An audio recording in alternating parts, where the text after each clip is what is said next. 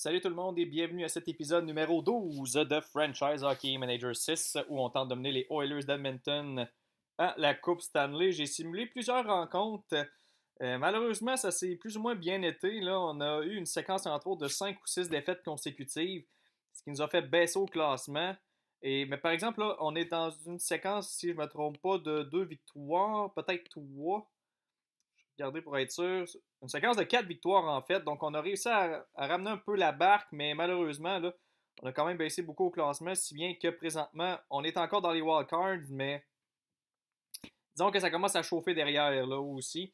Donc on n'est pas en mauvaise posture, mais ça aurait pu être mieux, surtout avec le départ qu'on a eu.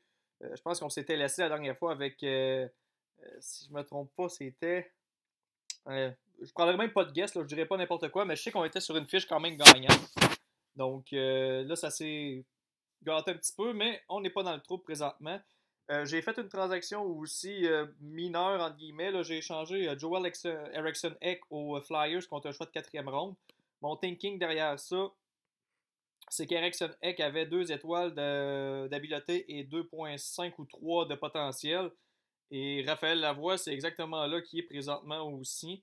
Je vais juste aller voir dans le roster. Raphaël Lavoie, bon, lui, il a 5 de potentiel. C'était écrit 1.5, mais quand je l'avais rappelé, c'était écrit 2. Donc, je me suis peut-être fait avoir là-dessus. Mais c'est pas grave. De toute façon, 1.5 ou 2, c'est pas si grave. Ce que je voulais surtout faire, c'est sauver de l'argent parce que j'étais même plus capable d'avoir des joueurs remplaçants dans mon équipe tellement que ma masse salariale était serrée. Donc, avec cette transaction-là, ça m'a permis de réussir à avoir un backup. Et là, j'ai Draisaitl qui est blessé présentement, mais c'est une question de day-to-day, donc il est quand même proche là, de revenir au jeu. Je vais regarder aussi là, pour voir les stats offensives. Ils sont à combien présentement? McDavid, c'est toujours mon meilleur pointeur avec 31 en 25. Nugent Hopkins, deuxième, 24 en 25. Draisaitl, 23 en 23. Kreider, 15 en 24. Yamamoto, je suis vraiment bien surpris, là, 15 en 21. Bonne saison. Holtz a commencé à remonter un petit peu, il est rendu à 11 en 25. Donc, un peu d'apport offensif d'un peu partout. Surtout les défenseurs, quand on regarde ça, Nurse et Larson ont quand même 12 points chaque et Bouchard en a 10 aussi. Même que Krug, c'est presque décevant qu'il en ait 8 en 24. Et d'ailleurs, Krug a baissé à 2.5, il était à 3 quand il a débuté la saison. Donc, un peu décevant dans son cas. Puis son contrat se termine, il y a encore 2 autres années après. Donc, peut-être qu'on va essayer de s'en débarrasser de Torrey Krug. Surtout si j'ai un défenseur qui pousse derrière, qui est à peut-être 2. On va regarder. Là, j'ai Broberg qui est toujours à 1.5. 1, 2, 3, 4, 5, 6.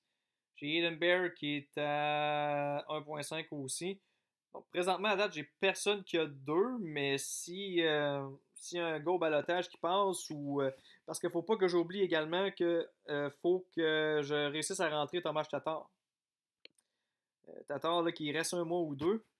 Donc, ce que je vais faire, c'est que je vais placer tout de suite Corey Krug sur le marché, d'un coup qu'on reçoit des offres. Je ne le shopperai pas tout de suite, je vais seulement le mettre sur le trade block. On va laisser ça là d'un coup qu'on ait des offres. Parce que c'est ça, il faut réussir à rentrer Tatar. Puis si on peut rentrer un défenseur qui a 2 étoiles, ben ça prendrait la place de Corey Krug. Ça n'aurait pas un gros impact. Mais on réussirait à rentrer Tatar qui lui est à 3 étoiles à l'attaque. Donc ça nous fera encore une arme de plus en offensive. Donc, sans plus tarder, on va jouer un premier match dans cette vidéo. Et on joue contre les Islanders de New York. Donc, ce sera un duel de gardiens entre Braden Oldby et Simeon Varlamov, 2 gardiens qui vont bien. On va voir qui aura le dessus. Bon match du côté de New York. Et en partant, Adam Pelech qui écope d'une pénalité. Donc, déjà un avantage numérique pour nous. Mais on n'est pas en mesure d'en profiter, malheureusement.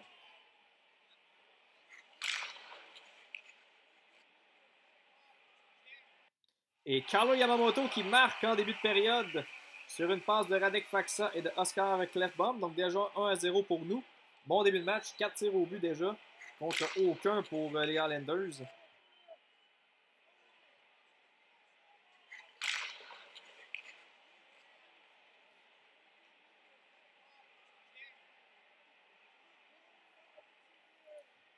Et on attaque dans le territoire présentement des Islanders, mais Varlamov qui est solide sur cette séquence. Mais c'est au tour des Islanders d'attaquer. Une autre fois. Et Bonnie Wild qui marque pour créer l'égalité sur une passe de Anthony Beauvillier et de Ryan Pulock. Donc 1-1 en fin de première. Et là, Carlington qui est comme d'une pénalité en plus. Momentum qui vient de changer de côté.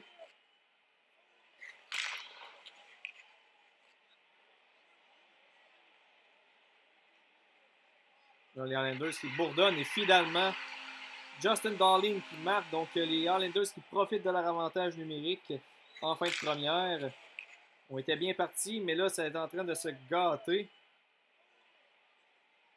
Et là, c'est Marody qui est comme d'une pénalité à son tour. Mais cette fois-ci, le Piqué qui fait le travail.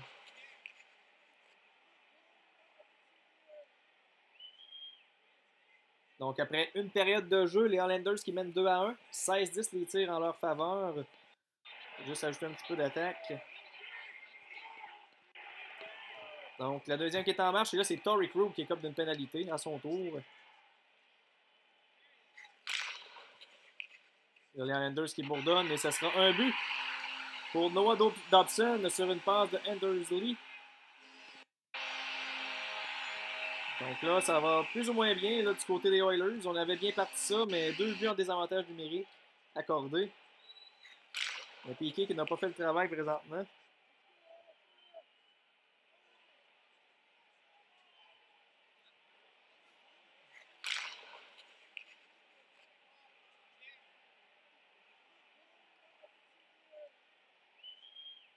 Si on peut être en mesure d'ajouter un but avant la fin de la période, ça serait pas pire. Et Yamamoto qui vient de m'écouter, son deuxième du match. Sur une passe de Evan Bouchard et de Radek Faksa. Donc on est de retour dans le match. Il faut juste maintenant ne pas accorder de but du côté d'Oldby. Et là, Beauvillier qui est comme d'une pénalité. Là, occasion en or de créer l'égalité. Et Eki ensuite qui est comme d'une pénalité aussi.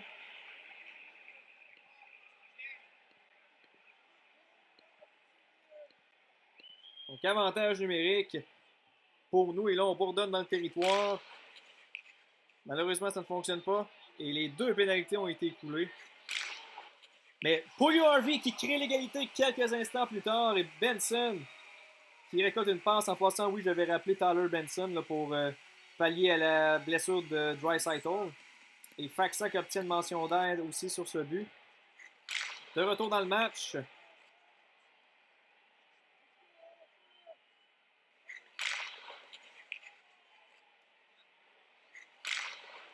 Il ne faudrait pas accorder un but en fin de période.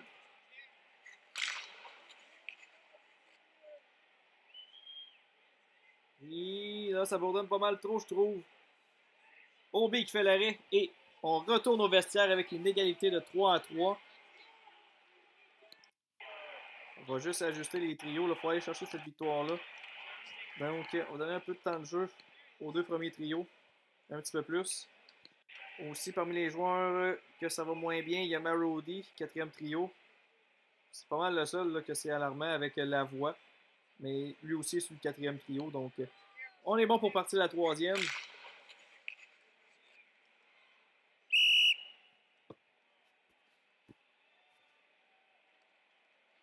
Les Islanders qui attaquent et marquent 6 écusses en début de période sur des passes de Beauvillier et de Josh Bailey.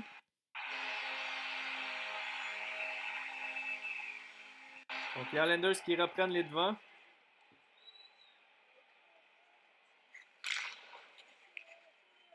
Pas un gros match pour Oldby présentement. Et là, Larson qui crée l'égalité sur une passe de Roman Starchenko et de Ryan Nugent-Hopkins. C'est pas vraiment un duel de gardien quand on regarde les ratings. 44.6 pour Oldby et 47.9 pour Varlamov. Un match wide open. Et là, c'est Eberle qui est chassé. Avantage numérique pour les Oilers.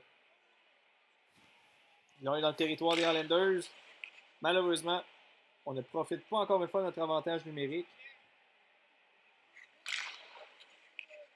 Et Marody qui marque sur une passe de Adam Larson et de Donald Nurse. On prend les devants à la mi-chemin de la 3e période. Est-ce qu'on sera en mesure de garder cette avance-là? La réponse dans 6 minutes. Là, le temps s'écoule. Les Islanders qui attaquent. On s'en sort. Dernière minute de jeu. Et on s'en est sorti avec une victoire à Long Island de 5-4 face aux Islanders. Grosse victoire. 5e victoire consécutive pour notre équipe. Donc, voyons voir les joueurs qui se sont illustrés au cours de ce match-là. Très bon match de Clefbaum à 86 de défense et 77 overall. Sinon, il n'y a pas vraiment de joueurs que ça a vraiment mal été, à part le duo le Marody, même s'il l'a marqué, et Lavoie.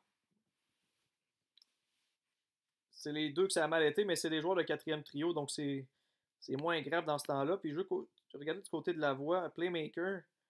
Lavoie, il me semble que c'est plus un marqueur, non? J'ai Playmaker, Counter-Attacking Forward, Up and Down Winger. On va le laisser là pour l'instant. Et on va cliquer sur continuer pour simuler la journée. Donc, le plan de match, c'est qu'on surveille les waivers. D'un coup, qu'il n'y aurait pas un défenseur là, de 2 étoiles qui passerait par les waivers. Pour ensuite échanger Torrey Krug.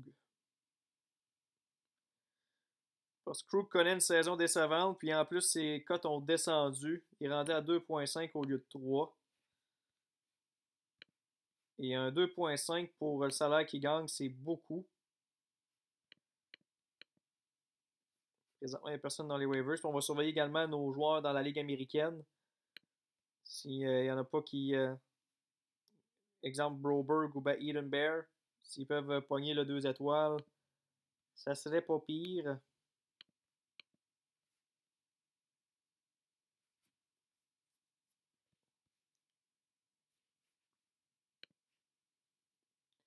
Donc, les 2 prochaines journées, on est en congé.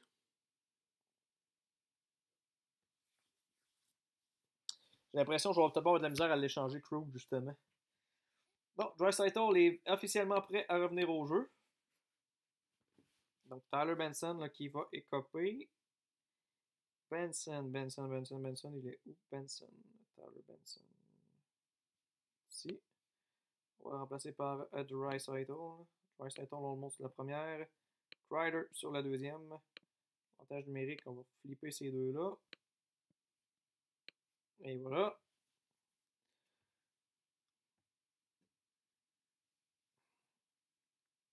C'est parce que là, si je chope Krug tout de suite, où y aurait-tu dans les free agents, y aurait-tu un joueur, un défenseur, Ron Enzi, qui. Ça pourrait être intéressant. Mettons qu'on met juste les défenseurs. Puis qu'on met. On enlève le restricted free agent. À la date, j'en aurais 2 défenseurs, 2 étoiles. J'aurais TJ Brennan puis Ron Enzi.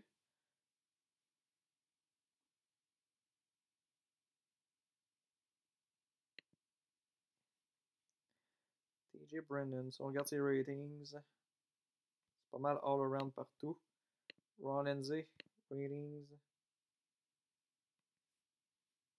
Ron Enzi a de l'air d'être meilleur overall. Mais c'est un gaucher.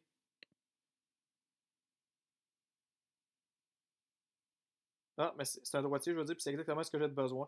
Fait qu'on va signer Ron Enzi. Contrat d'1 an à 1,5 million, c'est beaucoup par contre. Je dis beaucoup dans le sens que faut que je me garde l'argent pour Tatar.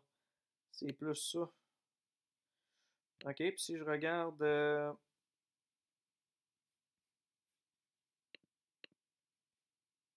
Brennan, 700 000 pour 2 ans. Est-ce qu'il joue bien à droite? Vraiment pas. Carlington, lui, à droite, il est à combien? Ou est-ce que j'ai un défenseur qui peut aller à droite? Ouais, 16, pas si pire. Pas si pire. Fait qu'on va tenter de signer free agent Brennan. Sauf que je ne le signerai pas pour 2 ans. Je vais lui donner 2 ans. 1 an, excuse. Puis je vais lui donner 800 000, 100 000 de plus.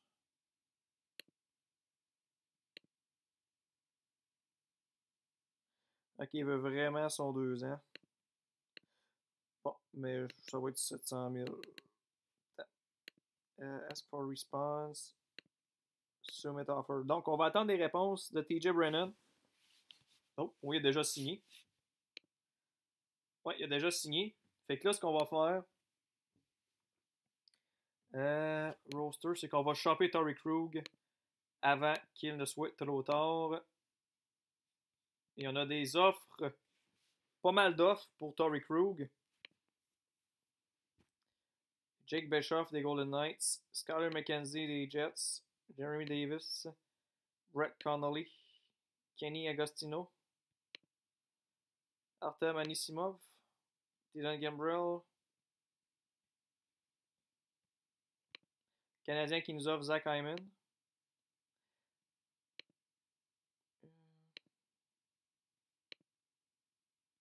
Oh, Brandon Carlo. Ça, c'est intéressant. Et il gagne combien? Ah, beaucoup, par exemple. Ouais, c'est ça. Il gagne beaucoup trop.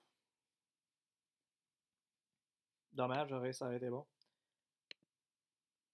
Zach Ashton Reeves. C'est un allié. Puis il gagne 1 million. Puis cette année, il y a 9 points en 18 matchs. Ça serait intéressant. Parce que ça me permettrait de renvoyer la voie en bas, vu qu'il est à 1.5. Fait que j'aurais un upgrade en plus à l'attaque. Fait qu'on va garder l'offre des Pingouins en note. Les Flames proposent Thomas Chazorna. Là aussi, ça serait pas pire. Mais ses stats offensives sont pas tant bonnes. Michal Kepney. Oh, Kiefer Bellows. Hello. Hello. Ça, c'est un... Oui, oui, oui. Les Highlanders, je le prends en considération. Colin Sceviour. Carly Rosen.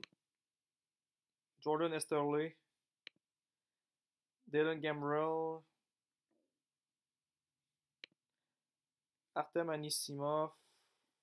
Qui est à 2.5. Mais un salaire qui est quand même gros. Skyler McKenzie. Jake Bischoff. Ouais, fait que ça va être l'offre des Highlanders. J'aime beaucoup Kiefer Bellows, c'est un marqueur naturel. Pas vraiment des grosses stats cette année, mais quand même un potentiel de 3 étoiles. On complète le trade. Et voilà, donc Torrey Krug qui officiellement quitte les Oilers. Donc ça vient un peu réparer notre gaffe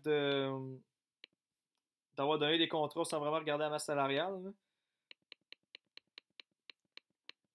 Puis en même temps, ben là, ça va nous assurer de pouvoir rentrer Thomas Tatar à l'attaque, ce qui va nous donner un gros boost. Bon. Bon, je pense que je l'ai cliqué trop de fois sur Delete Message. Bon. OK. Fait que là, on va regarder notre roster présentement. Brennan, on va le mettre sur la troisième paire. Dress player. Nurse. Merde. Nurse. Clefbaum. Brennan. Je suis content d'avoir réglé ce dossier-là parce que ça ne me tentait pas de devoir échanger Tatar parce que j'avais pas de place pour lui. Parce que là, Tatar, lui, c'est un allié droit. Fait qu'automatiquement, il va devenir notre premier allié droit. Fait que ça va tout baisser les autres dans la bonne chaise par la suite. On va avoir un top 6 vraiment solide. Bon, fait que là, Bellows, j'ai envie de l'envoyer en bas. Pour là. Je vais garder la voie pour là. Benson, c'est mon backup. Alexander Holtz. Je peux-tu le mettre à droite, Holtz? Holtz n'est pas content en raison de son temps de jeu. Je peux pas vraiment faire mieux, mon grand, par exemple. Je peux mettre 9 minutes de temps de glace. Quelques minutes de plus. Quelques joueurs qui sont... Starchenko, lui, il n'est pas content en raison du fait qu'il est isolé. Pas te dire grand-chose là-dessus non plus. Donc, on va y aller comme ça. Pour l'instant. Là, Tatar, il nous reste combien? Dans 2-3 semaines, Tatar va être prêt. Très bonne nouvelle. Très, très bonne nouvelle.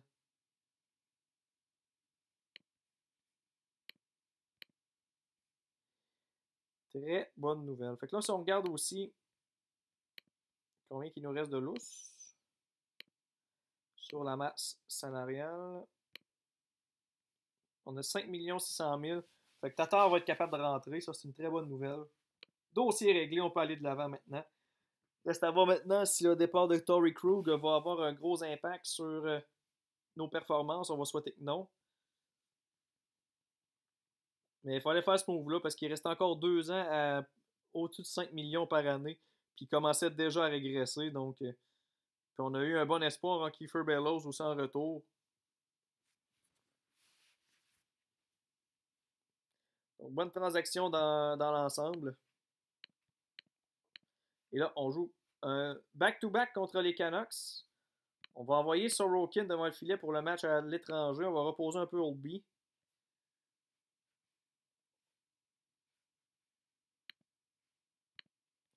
Donc, voyons. Je viens pas juste de mettre Sorokin. Un peu. Lines. Special. Sorokin. Et voilà. Sorokin qui est sur une cold streak présentement. Donc, on va espérer qu'il retrouve ses repères. Et dès le départ, Draisaitl qui marque sur une passe de Connor McDavid. 1-0 pour les Oilers. Un petit coussin déjà en partant pour Sorokin.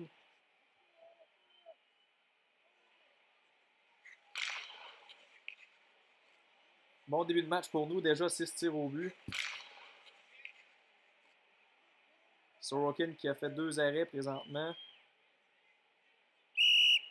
Un troisième. Même un quatrième. Donc, bon début de match.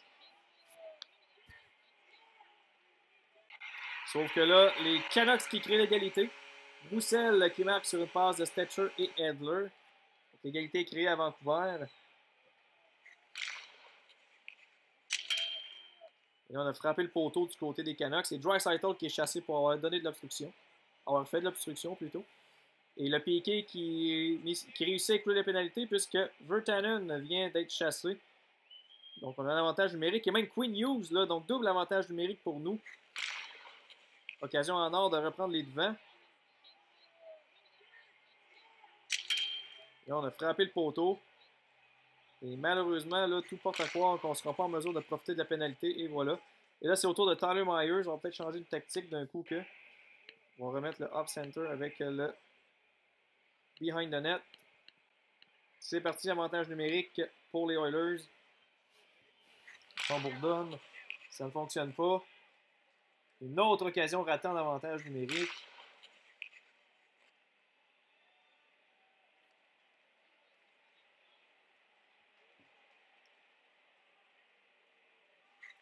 Toujours à l'attaque. Et McDavid qui marque sur une passe de Draisaitl. On reprend les devants en fin de première. Et on va rentrer au vestiaire avec une avance de 2-1, 17-7 les tirs au but en notre faveur. Pour les joueurs, il y a Yamamoto qui connaît une période difficile.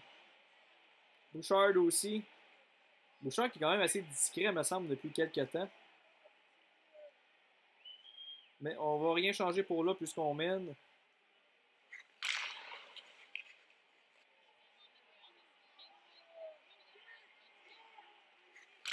Dans les Canucks qui prennent notre territoire d'assaut depuis le début de la période. Et ça rapporte. Elias Peterson qui marque plutôt sur une passe de Brock Besser et de Tanner Pearson. Donc l'égalité est à nouveau créée à Vancouver. Et là, on frappe la barre horizontale, c'était Kreider. Et Puljujarvi maintenant est chassé pour avoir donné un coup de bâton. Et le Piqué qui fait le travail là-dessus.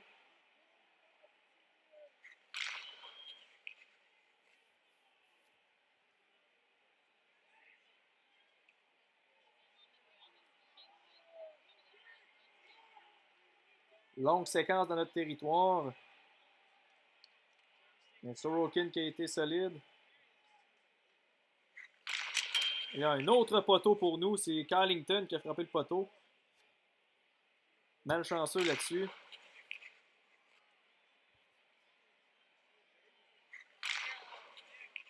Là, c'est à notre tour d'attaquer dans le territoire. La rondelle qui est finalement sortie, c'est les Canucks maintenant qui attaquent. Mais pas de dégâts là-dessus. On arrive à mi-chemin de la deuxième. Toujours 2-2. 22-12 les tirs pour nous.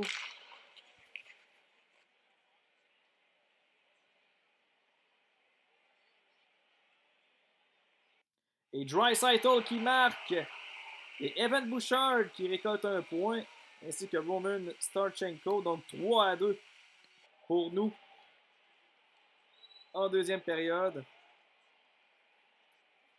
Ça prendrait un autre but là, pour donner un petit coussin à Sorokin.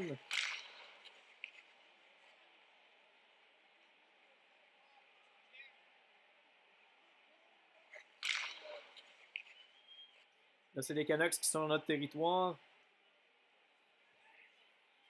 La rondelle qui est finalement sortie, mais aussitôt rentrée.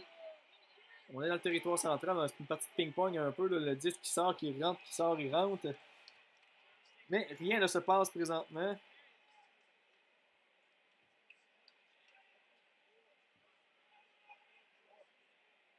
Ce serait pas pire de rentrer au vestiaire avec une avance. On va souhaiter que Sorokin soit solide. Et là, Nurse vient d'écoper une pénalité pour bâton élevé. Donc, gros travail du piqué en fin de période comme ça. C'est mission accomplie.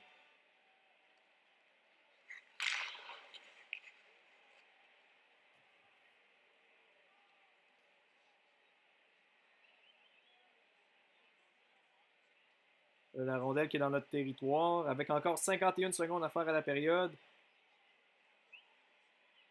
Faut qu'on torche. Et là, les Canucks qui frappent le poteau. Et heureusement, la période qui est terminée. Donc, après 2 périodes de jeu, on mène 3-2 sur les Canucks. 27-16 des tirs en notre faveur. Rien d'alarmant au niveau des cotes. C'est sûr qu'il y a des joueurs qui c'est plus difficile, là, comme Nugent Hopkins fait ça aussi, surtout défensivement. Là.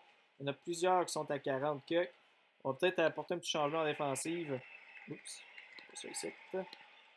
Défensive. Coverage.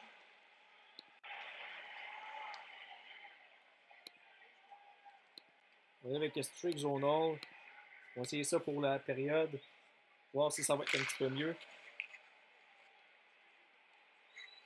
Et Barabanov qui marque 4-2. Draisaitl qui récolte une passe ainsi que Donald Nurse. Draisaitl qui est à son 4e point ce soir. Très bon match pour l'attaquant allemand. Mon Dieu que je l'aime, Draisaitl. Et parlant de Draisaitl qui récolte une autre passe sur ce but de McDavid, 5-2 en début de troisième. Très fort début de troisième pour nos joueurs. On est rendu à 33 tirs au but contre 19 seulement. Et Clefbaum qui en ajoute 6-2 sur des passes de Kreider et Nugent Hopkins. Donc on peut dire que la victoire est à notre portée ici. Et là en plus qu'on a un avantage numérique, donc on va écouler 2 autres minutes de cette période-là.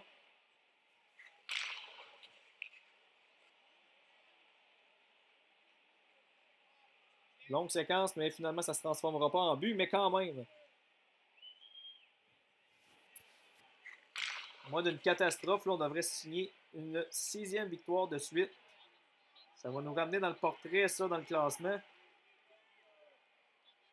Donc, à date, le départ de Torrey Krug, tu ne pas tant ressentir. D'ailleurs, je serais curieux de voir Brennan qui, quand même, une période, un match quand même solide, là, 57 de cas, 63 offensifs, 50 défensifs. C'est pas spectaculaire, mais il n'est pas dans le pétrin non plus.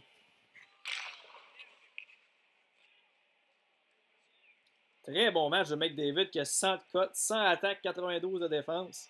Wow! Draisaitl, lui, qui a 100 d'attaques, 76 en overall, mais c'est son 50 de défense qui lui fait mal. Mais quand même, nos gros canons là, qui ont des bons matchs. Nurse aussi, 70 et 77 ici. Même chose pour Clefbaum, même Bouchard là, qui a un bon match aussi derrière la cravate. Donc dans l'ensemble, un très bon match pour notre équipe pendant que les secondes s'écoulent. Il reste encore 3 minutes à 41 tirs au but.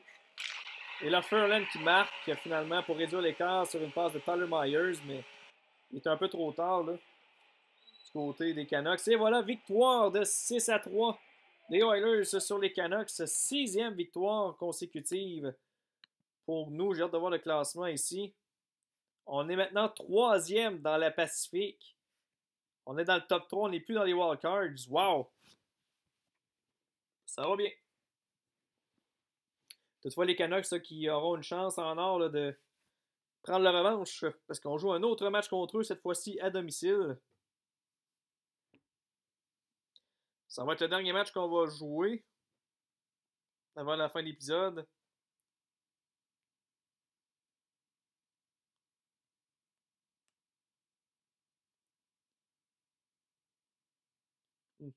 Le top 3 dans l'Atlantique est quand même drôle. Buffalo, Panthers, Montréal. Ça fait un drôle de top 3. On voit que le Lightning, même Toronto, Boston ici, tire un peu plus de la patte. Ottawa qui sont parmi encore les pires clubs de la Ligue. En fait, c'est le pire club de la Ligue. Oh, les Canadiens qui ont fait une transaction avec les Islanders. Paul Byron s'en va contre Carl Clutterbuck. Donc Bergevin qui bouge. Donc on va apporter des changements devant le filet. Oldby, il est déjà là. C'est des joueurs à l'attaque qui commencent à... Bon, pas vraiment.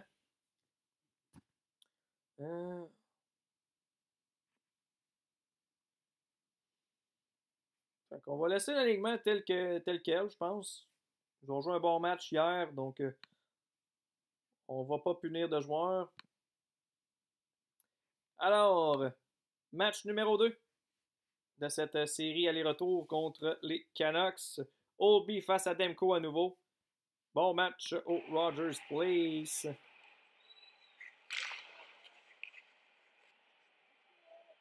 Là, les Canucks qui attaquent déjà en début de match. C'est toutefois sans dégâts. Ils ont 2 tirs au but lors de cette séquence-là. Et Clefbaum, encore une fois, on frappe tôt dans la rencontre. Clefbaum sur des passes de McDavid et Bouchard. 1-0 pour les Oilers. Premier tir, premier but. Et là, c'est Kepney qui est chassé pour avoir fait trébucher. Donc, avantage numérique pour les Oilers. Toutefois, Draisaitl qui écope immédiatement d'une pénalité. Donc, on oublie l'avantage numérique.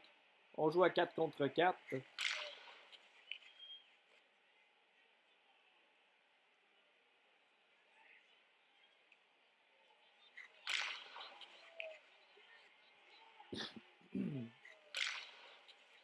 Là, c'est nous qui attaquons pas mal depuis le 4 contre 4. Et là, les deux pénalités qui sont écoulées.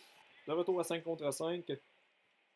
Là, c'est nous qui bourdonnent dans le territoire des Canucks. Toutefois, pas de dégâts pour là.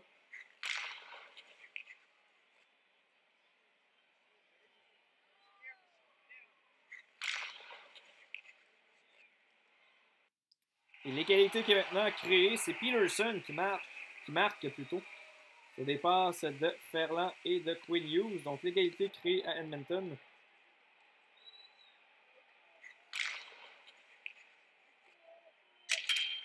Et on frappe le poteau du côté des Canucks. On attaque toujours, mais finalement on s'en sort. Les Canucks qui ne lâchent pas le morceau, encore une fois, sont dans notre territoire. C'est une bonne première période, les Canucks.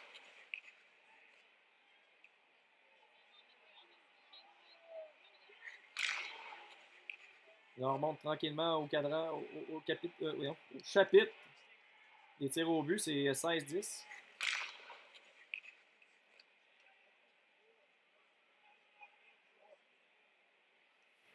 Il y a JT Miller qui est comme une pénalité pour avoir causé de l'obstruction. Mais encore une fois, on a un joueur des Oilers qui est comme une pénalité tout de suite après, donc pas d'avantage numérique. Ils donnent pas de chance, là, nos joueurs. Et Stetcher qui marque à 4 contre 4 sur une passe de Elias Peterson, son deuxième point de la rencontre.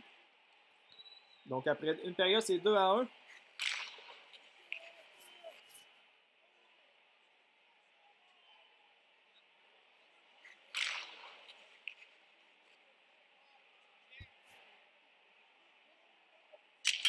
Et là, on frappe le poteau.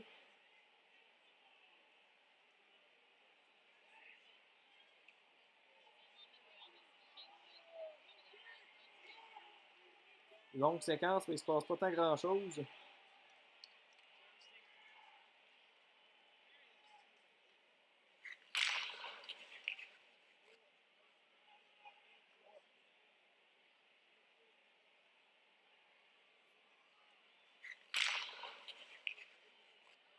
C'est un tour dans le territoire des Canucks, mais rien ne se passe non plus. On arrive à la mi-chemin de la deuxième période.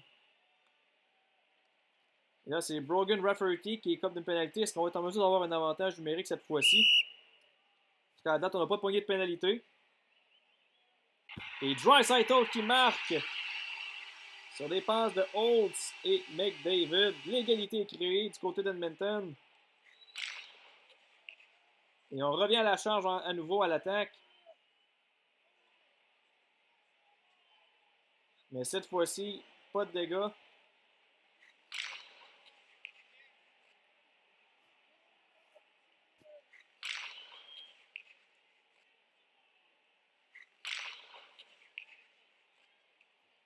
Là, on est depuis quelques temps là, dans le territoire des Canucks. Et finalement, ça porte ses fruits. C'est Bouchard qui marque sur une passe de Clefbaum et Draisaitl.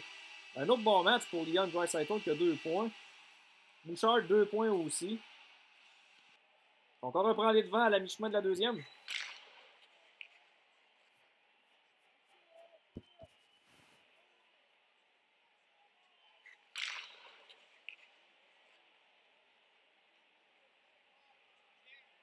Faudrait rentrer au vestiaire avec l'avance, ça serait pas pire. Encore 1 minute à écouler. Mission accomplie pour là. Donc, après 2 périodes de jeu, on mène 3-2 sur les Canucks. 31-25 qui tirent au but.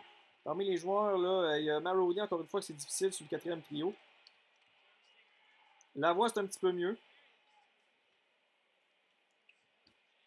Faksa, Yamamoto, puis Paul Harvey défensivement, c'est pas fameux. Bouchard non plus. Plusieurs joueurs qui sont en bas de 50 défensivement, puis ça fait quelques matchs là, que c'est comme ça. Il va falloir régler la stratégie une fois pour toutes. Et on débute la 3e. Et les Canucks qui créent l'égalité. Brandon Sutter qui marque sur une passe de Jay Beagle et d'Alexander Edler. C'est le 4e trio qui s'est fait prendre là-dessus. Donc, on retourne à la case départ du côté d'Edmonton.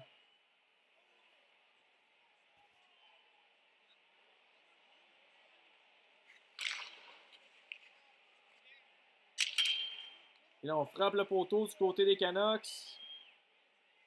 Finalement, on s'en sort. Et c'est à nous d'attaquer.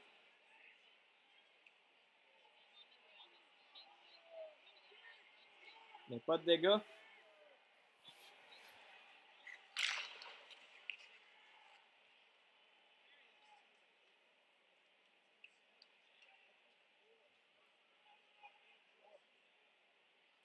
Et encore une fois, on attaque. On n'est pas en mesure de mettre la touche finale. Et là, Tyler Myers qui nous offre un beau cadeau en prenant une pénalité pour avoir retenu le bâton. Donc, avantage numérique en fin de match. On s'installe.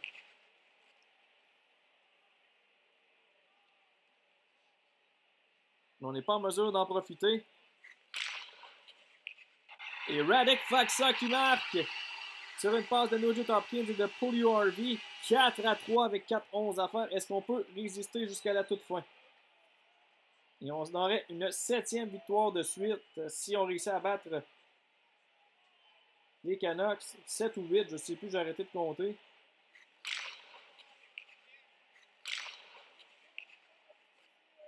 Mais Quinn Hughes crée l'égalité en fin de match sur une passe de Virtanen et de Victor Rask. J'ai parlé trop vite malheureusement, mais on va quand même chercher un point. Donc 3 points sur une possibilité de 4 dans ce 2-en-2, c'est excellent. C'est sûr que si on peut aller chercher le 4e point, ça sera encore mieux. Donc la prolongation qui est en marche, voyons voir qui va ressortir avec la victoire.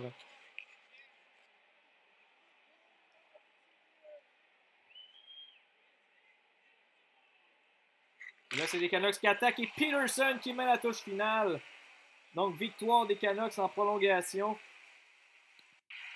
On va quand même chercher un point là-dessus. Et parmi les joueurs, bon, il y a Marody là, qui est -2. Une cote horrible encore une fois. Si je ne me trompe pas, ça fait quand même quelques matchs là, que. Je sais pas si on peut voir les cotes à chaque match. 47, 55, 45, 54. Cette séquence-là est bof, disons.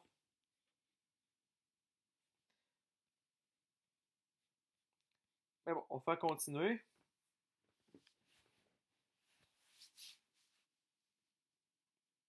Donc, 3 points sur une possibilité de 4, c'est très bon.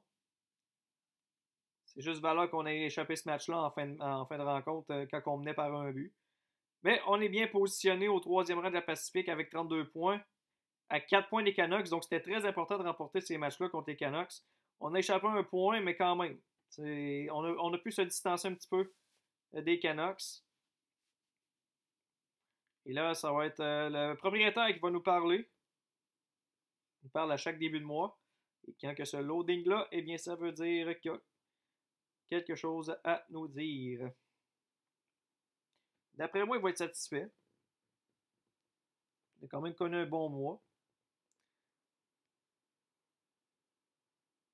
Bon, il dit, however, l'équipe ne joue pas vraiment bien depuis. C'est sûr que le dernier mois, j'ai eu 7-7-1. Il y a eu la séquence, là, la longue séquence de défaite.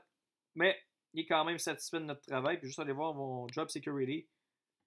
Il est quand même très bon. Puis on a monté à 53 de morale. Donc on se maintient. Deux messages aussi. Oh, les Canadiens qui font une autre transaction. Artem Anisimov s'amène à Montréal pour un choix de troisième ronde en 2021. Une autre transaction aussi des Flames qui ont envoyé. Bon, t'as un peu. OK, les Flames ont fait l'acquisition de Anisimov des Sénateurs pour les droits de ce joueur-là. Puis ensuite, ils ont reflippé Anisimov à Montréal pour un choix de troisième ronde. Donc probablement que le Canadien voulait Anisimov, mais les Sénateurs ne voulaient pas l'échanger à Montréal vu qu'il était dans la même division. Donc les Oilers ont servi là, de roue de secours là, pour que cette transaction-là puisse se faire. Donc notre prochain match ça, qui est contre le Lightning, je veux juste regarder s'il n'y aurait pas un ballotté. Non. On va simuler jusqu'à la journée du match et ensuite on va se laisser là-dessus pour cet épisode-là. Donc on est toujours au troisième rang après cette journée. Oldby qui est d'ailleurs premier au chapitre des victoires. Très bonne nouvelle.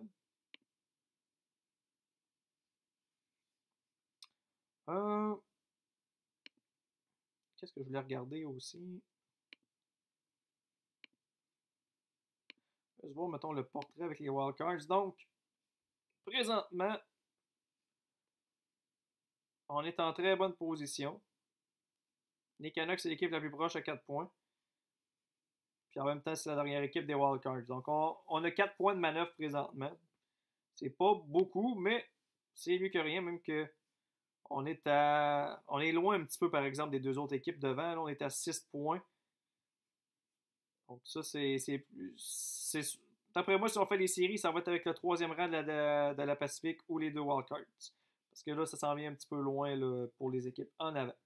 Donc voilà, c'est tout pour cet épisode. On se retrouve demain pour l'épisode numéro 13 de Franchise Hockey Manager 6. Je vous souhaite une bonne fin de journée. Salut!